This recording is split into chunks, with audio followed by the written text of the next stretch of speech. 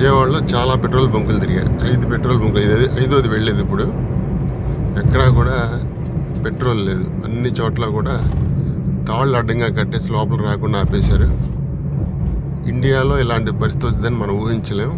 ఎందుకంటే supply chain చాలా స్ట్రాంగ్గా ఉంటుంది ఇండియాకి. అలాగే ఇది నిజమైన కొరత లేదా కృత్రిమ కొరత అనేది మనకు అర్థం కావడం లేదు. చూద్దాం. ఇప్పుడు పెద్ద పెట్రోల్ బంక్కి వెళ్తున్నాం మనం. ఈ పెద్ద పెట్రోల్ బంకుల పరిస్థితి ఏంటో చూద్దాం. హైవే మీద ఉన్న పెట్రోల్ బంకులు.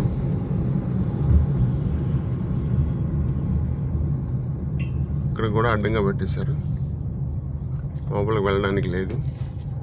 నో స్టాక్ పెట్టేశారు. ఇక్కడ కూడా బోర్డు లేదు కానీ లోపలికి వెళ్ళడానికి అనుమతి లేదు. చాలా పెద్ద పెట్రోల్ బంక్ ఇది. నేషనల్ హైవే మీద ఉన్న పెట్రోల్ బంకు. ఇక్కడ కూడా ఎక్కడ అప్పుడే బైకర్స్ వచ్చేసారు. బైకర్స్ అందరూ కూడా లైన్లో ఉన్నారు. ఇక్కడ చూస్తే టైం 4:53 నిమిషాలు.